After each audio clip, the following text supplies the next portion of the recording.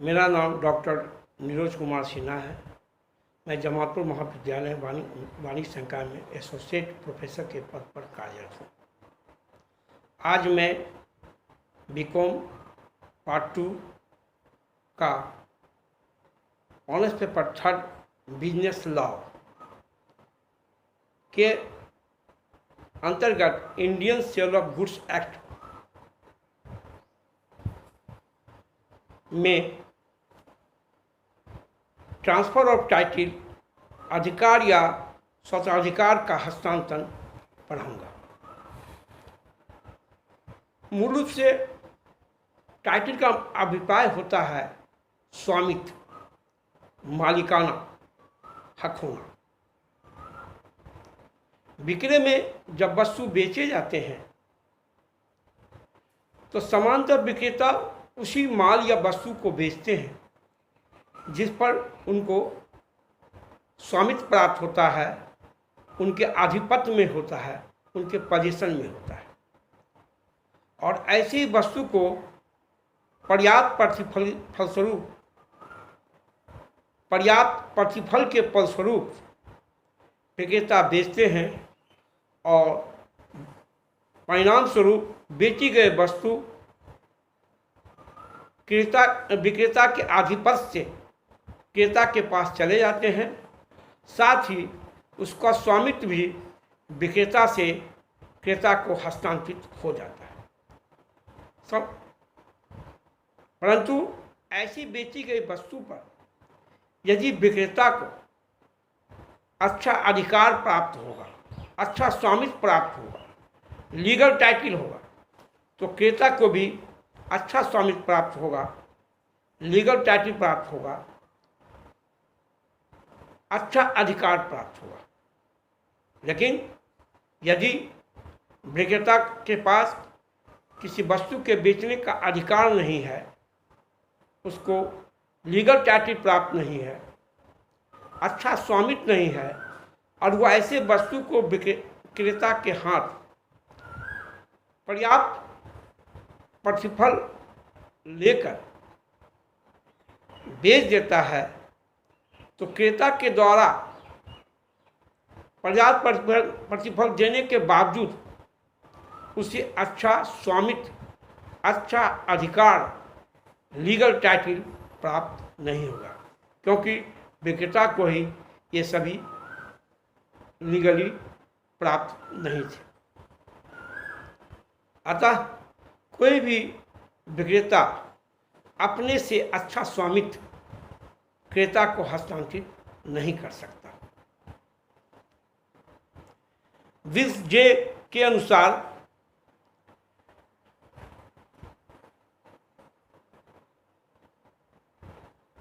संनियम का समान नियम है कि निस्संदेह कोई भी विक्रेता अपने से अधिक अच्छे अधिकार क्रेता को हस्तांतरित नहीं कर सकता। वस्तु विक्रय अधिनियम 1930 की धारा 27 के अनुसार कोई भी क्रेता विक्रेता से अधिक श्रेष्ठ अधिकार प्राप्त नहीं कर सकता।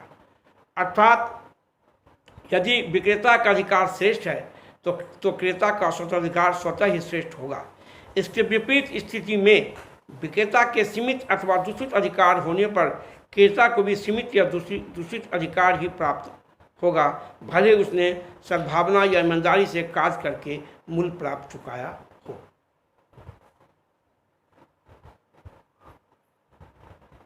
इसे हम इस प्रकार भी समझ सकते हैं कि मोहन के पास एक स्कूटर है और वह उसका स्वामी भी है, और वह अपना स्कूटर राम के हाथ 40,000 में लेकर बेच देता है।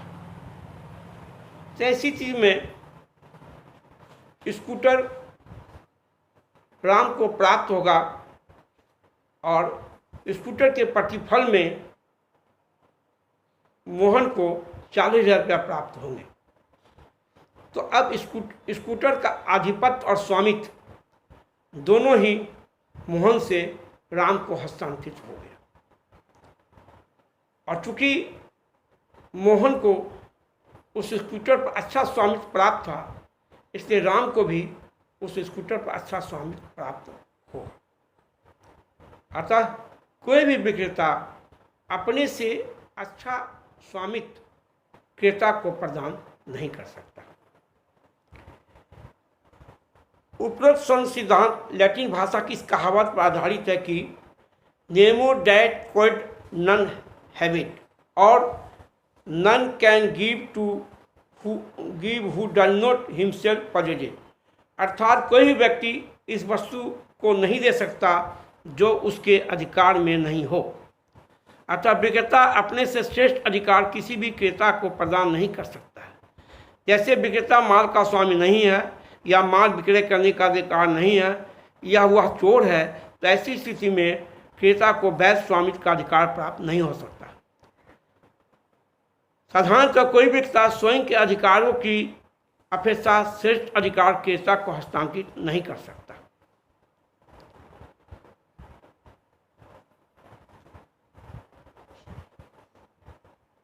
इसे हम ऐसे भी समझ सकते हैं कि अगर यदि विक्रेता के पास कोई भी वस्तु का, माल का आधिपत्य है, उसका स्वामित्व प्राप्त है, अच्छा स्वामित्व है, तो क्रेता को भी क्रय के फलस्वरूप उस वस्तु पर अच्छा स्वामित्व प्राप्त होगा, अच्छा अधिकार प्राप्त होगा। जैसे राम के पास एक कार है और उसके कागज पत्र सभी सही हैं, ऑनरशिप राम का ही है। 5 लाख रुपया में उस कार को निशांत के हाथ बेच देता है, तो निशांत को कार का आधिपत्य भी प्राप्त होगा और उसका स्वामित्व भी प्राप्त होगा। राम से कार का स्वामित्व निशांत का हस्तांतरण हो जाएगा, उसे अच्छा अधिकार, अच्छा टाइटिल, लीगल राइट प्राप्त हो और अब वह प्रतिफल के फलस्वरूप उसका मालिक होगा, स्वामी होगा। परंतु यदि एक कार नितिन के पास हो और वह चोरी का कार, और वह कार 5 लाख रुपये में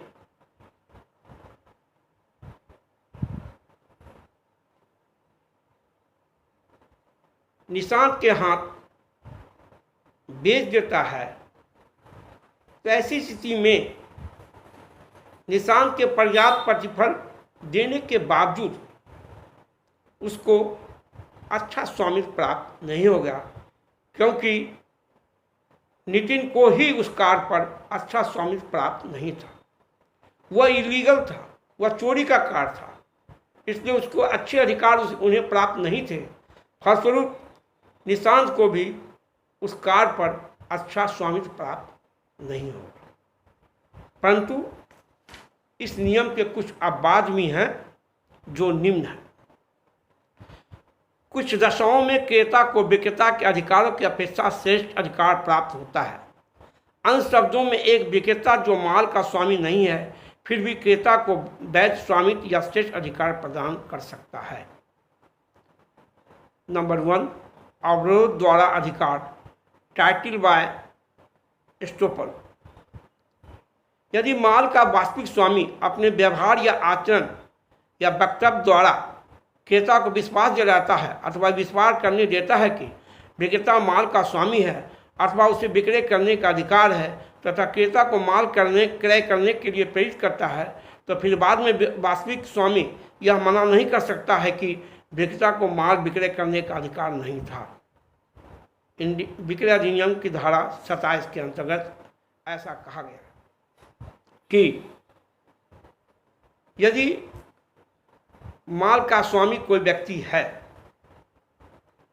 और उसके सामने ही कोई दूसरा व्यक्ति उसके माल के, उसके वस्तु को बेचता है और खरीदने, और वह कुछ नहीं बोलता है, चुपचाप खड़ा है, और खरीदने वाले को यह समझ में नहीं आता है यह किसका माल है और वह पर्याप्त प्रतिफल देके खरीद देता है, तो ऐसी स्थिति में उस क्रेता को अच्छा अधिकार प्राप्त होगा, क्योंकि जो उस माल के वास्तविक स्वामी थे अपने आचरण से क्रेता को यह स्पष्ट नहीं कर पाए कि बेची गई वस्तु या माल का स्वामी हुए हैं। जैसे एक गाय सोहन के पास है, सोहन उस गाय का स्वामी है, मोहन उस गाय को 20,000 रुपये में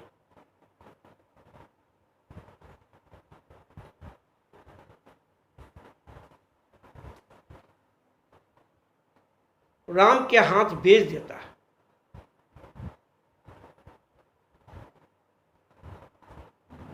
सोहन के सामने उस गाय को बेचता है, राम उसे पर्याप्त प्रतिफल देके क्रय करता है, तो ऐसी स्थिति में राम को अच्छा स्वामित्व प्राप्त होगा, क्योंकि बेचने के समय में सोहन ने कोई उस पर आपत्ति दर्ज नहीं कराई।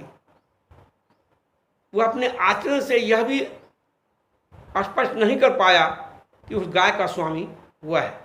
ऐसी स्थिति में राम को खरीदे गए गाय पर अच्छा स्वामित्व प्राप्त हो। नंबर 2, व्यापारिक एजेंट द्वारा विक्रय।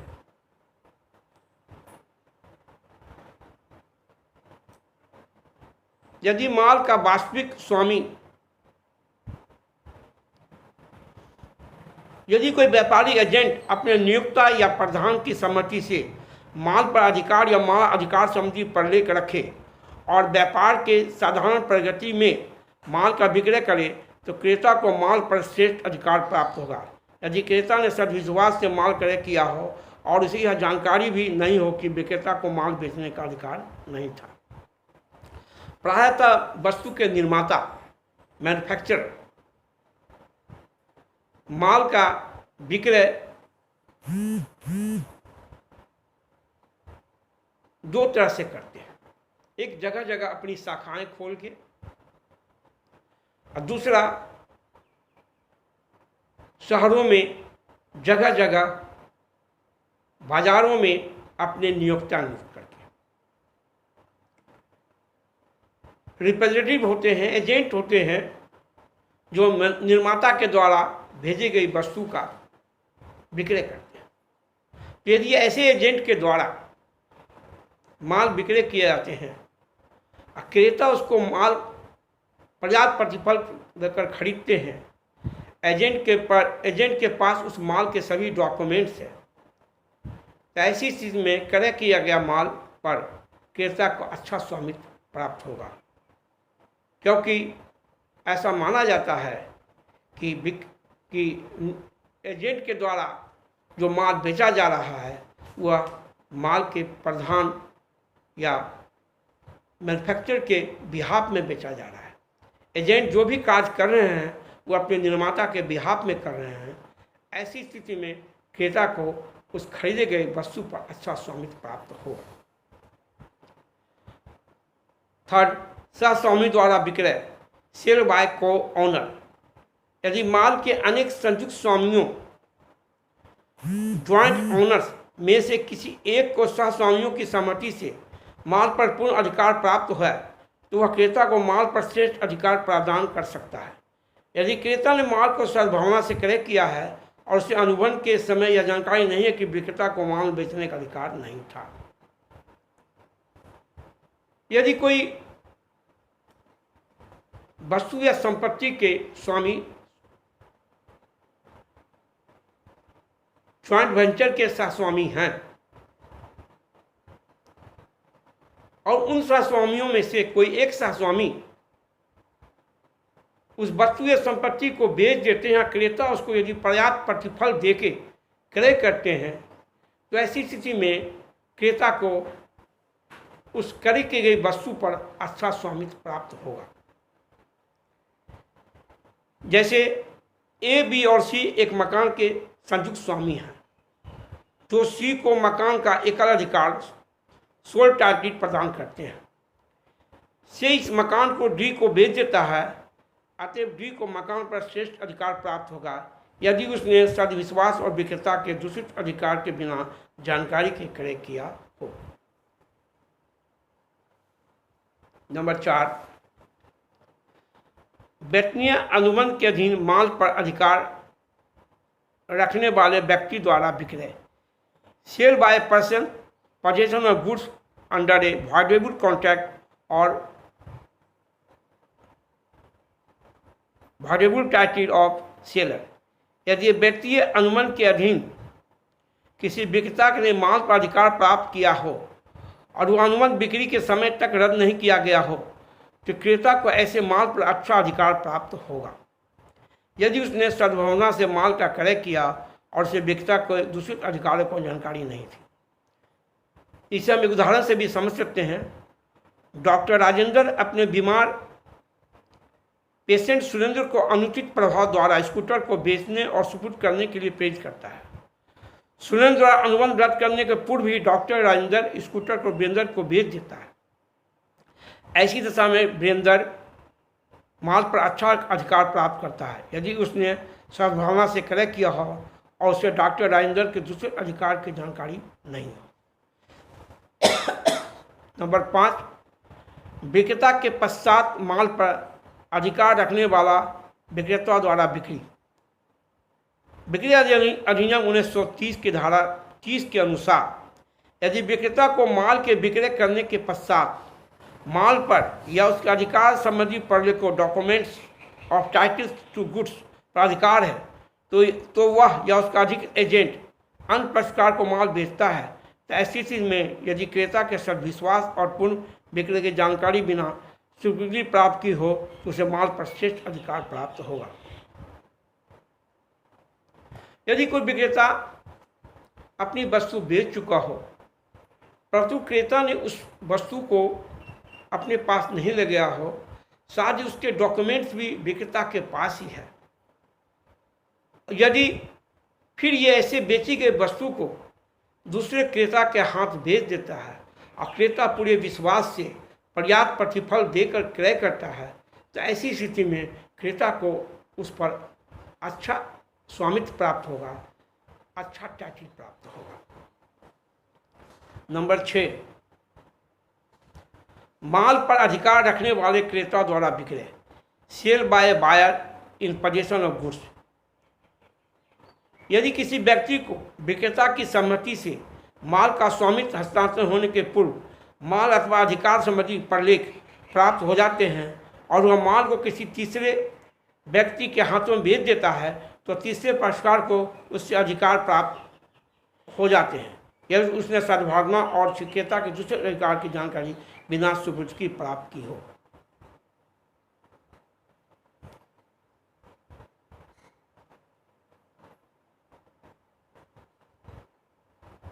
कभी कभी ऐसा होता है कि विक्रेता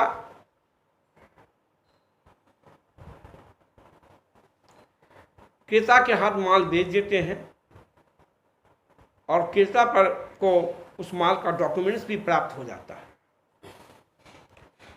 तो ऐसी स्थिति में क्रेता को उस पर उसका स्वामित्व और क्रय की एक वस्तु भी उनके पोजीशन में है और ऐसे वस्तु को वह पुनः बेच देते हैं तो दूसरे क्रेता को उस पर अच्छा अधिकार प्राप्त होगा, अच्छा स्वामित्व प्राप्त होगा। नंबर 7, उद्धत विक्रेता को पुनः बेचने का अधिकार। Unpaid seller's right of resale.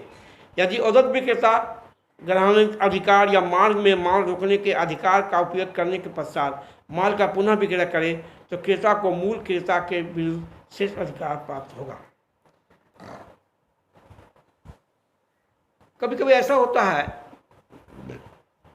कि विक्रेता क्रेता के हाथ उधार माल बेचते हैं और माल भेज भी देते हैं। माल रास्ते में ही रहता है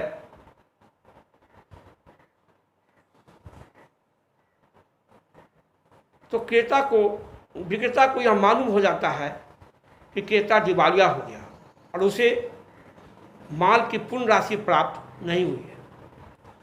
और ऐसी स्थिति में उस माल को पुनः विक्रेता यदि किसी दूसरे क्रेता के हाथ में बेच देते हैं तो उस क्रेता को अच्छा स्वामित्व प्राप्त होगा, क्योंकि माल का स्वामित्व का हस्तांतरण विक्रेता से क्रेता को नहीं हुआ था, क्योंकि उसके मूल्य के भुगतान नहीं हुए थे।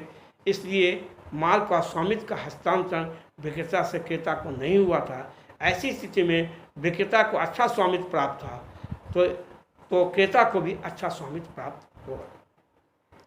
नंबर 8 अनअबाद अदर एक्सेप्शन। बिजनेस साथ प्रलेख का यथावधानी श्रेष्ठ अधिकार प्राप्त कर सकता है यदि उसने सद्विश्वास मूल्य के बदले अवधि से पूर्व प्राप्त किया हो। कुछ दशाओं में गिरवी रख लेने वाला गिरवी माल और खोई वस्तु पाने वाले को वस्तु के बेचने का अधिकार होता है, तो ऐसी दिशा में माल खरीदने वाले को विक्रेता से श्रेष्ठ अधिकार प्राप्त होता है। इस प्रकार हम आज आपको ट्रांसफर ऑफ टाइटल,